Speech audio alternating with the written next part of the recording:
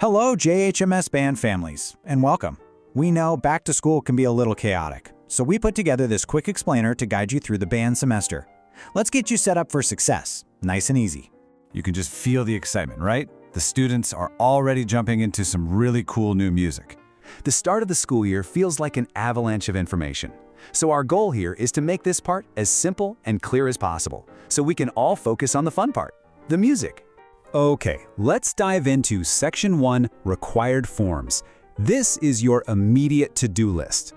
All right, if you write down one thing, make it this date, August 29th. That is the big deadline for all the band forms. Super important. So how do you get it all done? Well, it's really just a simple three-step process. First, you've got to find the forms. You can either scan the QR code from the handout you got at schedule pickup, or just pull up the email that was sent out on August 18th. Second, prioritize. We're going to tell you exactly which ones to do first. And third, get everything submitted by that August 29th deadline. Easy enough, right? And here's that priority list I mentioned. If you're feeling a little overwhelmed, just start right here. The top 3 forms needing your attention are the band fair share, the handbook acknowledgement, and the instrument care form. Just knock these 3 out first, and you'll be in great shape. Oh, and one more quick thing about forms. If your student is planning on using a band locker, you'll also need to get that band locker agreement form turned in. It's actually required for all French horns and euphoniums, but it's an option for most other instruments too. Section 2, Key Events.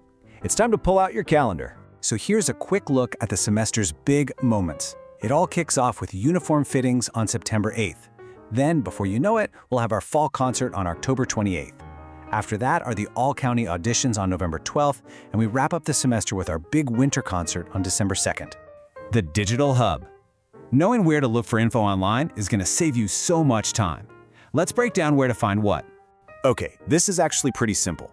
eCampus, or the Canvas app. That's for the students. It's their digital classroom, where they'll upload their assignments. JMSband.com, on the other hand, is for everyone.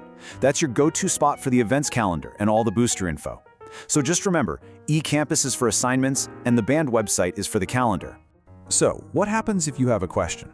That brings us to Section 4, Communication, and the best ways to stay in the loop. The absolute best way to reach the band director, Mr. Williamson, is through email. When you send him a message, he just asks that you pop your best contact number in there as well. And here's a little pro tip to make sure you never miss an important update. Go ahead and add both Mr. Williamson's email and the band booster's treasurer's email to your contacts right now. That one simple step helps keep our messages from getting buried in your spam folder. And of course, you can always send a good old-fashioned physical note in with your child.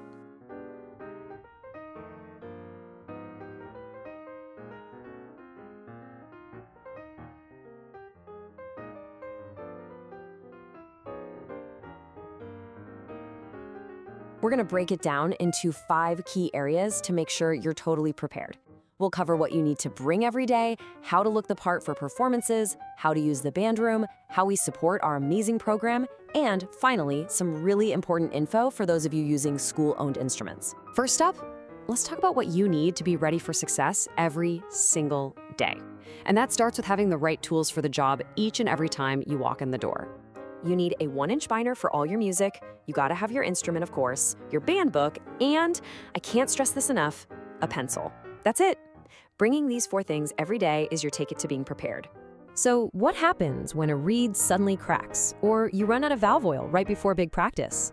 Or, maybe your instrument just needs a little tune-up. Where do you even go for all that stuff? Well, you are in luck, because our community has some absolutely fantastic local music stores that are ready to help out.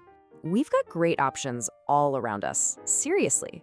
There's Songbirds Music. Then in Longwood, you'll find the Music Shack. Maitland has DRF Music. And if you're in Winter Park, you can stop by the Underwood Music Shop.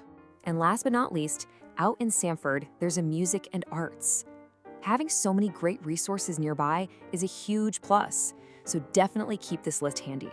A huge part of any performance is how you present yourself, and our uniform makes sure we look just as professional and unified as we sound. Getting the look right is a pretty simple 4-step process. First, you'll start with a white full-color tuck shirt. Make sure it's tucked in. Then you add your black dress pants.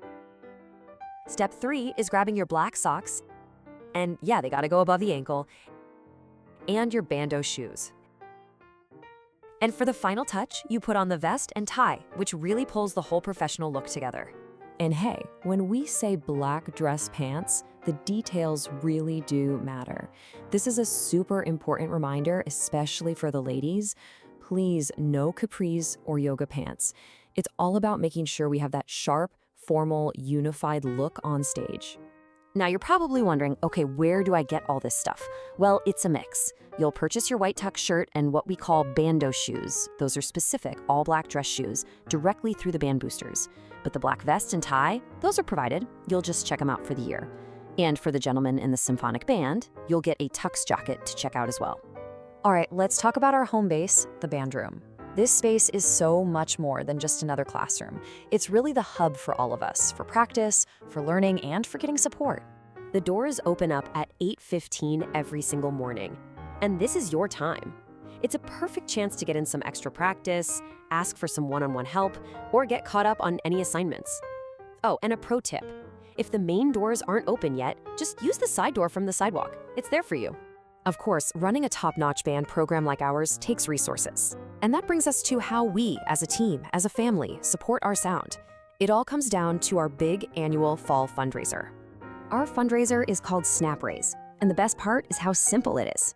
It's all online, which means no selling candy bars or anything door to door.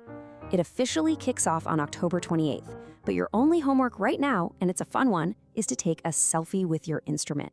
We'll use it for our promo emails. Okay, quick shifting gears here. I need to talk directly to my tuba, my French horn, and my euphonium players for just a second.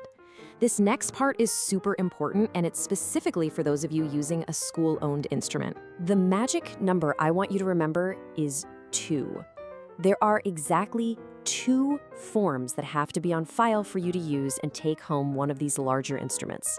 So, those 2 forms are the rental agreement and the district's off-campus use form. Now, for most of you, this is probably already done, but it's absolutely crucial to be sure. Basically, one form covers you using the instrument itself, and the other gives the official permission for it to leave school grounds. And here are the key dates you need to know. Starting this week, you can begin taking your instruments home to practice. However, and this is really important, they must be brought back to campus on the morning of September 5th. This is for our required annual inventory inspection. So please put that date in your calendars right now.